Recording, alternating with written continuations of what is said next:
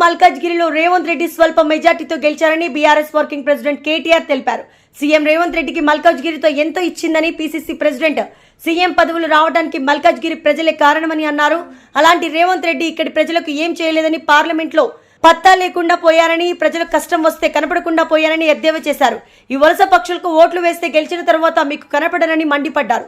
Malkajgiri BRS party అభ్యర్థి Ragidi Lakshma Reddy nomination కార్యక్రమంలో సందర్భంగా రోడ్ షోలో భారత రాష్ట్ర సమితి వర్కింగ్ ప్రెసిడెంట్ కేటీఆర్ పాల్గొని ప్రసంగించారు. మీరందరూ కూడా తరలి వచ్చి లక్ష్మారెడ్డి గారి గెలుపును ఖరారు చేసినందుకు మీ అందరికీ హృదయపూర్వకంగా అభినందనలు, హృదయపూర్వకంగా శుభాకాంక్షలు.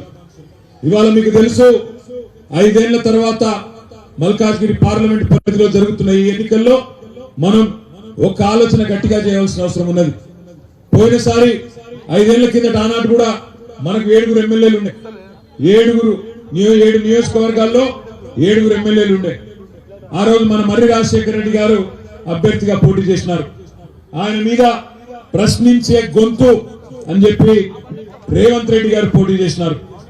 మనం 7 ఎమ్మెల్యేలు ఉన్నా కొంత లాపర్వా చేయడం వల్ల ఆనాడు మరి స్వల్ప తేడాతో కేవలం 5,000 ఓట్లతో ఆనాడు రేవంత్ రెడ్డి గెలిచిండు, మనం ఓడిపోయినాం.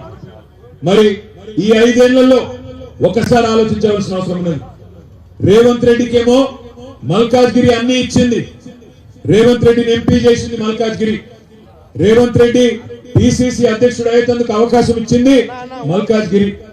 రేవంత్ రెడ్డి ఆఖరికి ముఖ్యమంత్రి అయినట్టే కూడా మల్కాజ్గిరి ప్రజల దయ మీ అందరి కాళ్ళు కడిగి నెత్తిన వేసుకున్నా కూడా తప్పులేదు రేవంత్ రెడ్డి. మరి అదే రేవంత్ రెడ్డి మల్కాజ్గిరికి ఏమిచ్చిండు 5 ఏళ్లలో ఒక్కసారి ఆలోచించమని చెప్పి నేను కోరుతా ఉన్నా. 5 ఏళ్లలో కనీసం ముఖం కూడా చూపెట్టలే. వరదలు వస్తే పత్తాలేడు, రైతుల కష్టం ఉంటే పత్తాలేడు, కేంద్రంతో కొట్లాడుతా అన్నాడు, ప్రశ్నిస్తా అన్నాడు, పార్లమెంట్ లో పత్తాలేడు. అందుకే నేను అనేది, ఈ వలస పక్షులకు ఓటేస్తే యాడికెళ్ళి వస్తారు, నిలుచుంటారు, గెలుస్తారు, అవతల పడతారు, మళ్ళా గల్లబడరు. అందుకే నేను అనేది, ఇవాళ హుజూరాబాద్కి వెళ్ళి వచ్చిన ఆయన గాని, తాండూరుకి వెళ్ళి వచ్చిన ఆయన గాని, వాళ్ళు ఎలక్షన్ల తర్వాత మళ్ళీ ఇవ్వాలి గల్లబడరు, ఎక్కడ కూడా మీకు దొరకరు.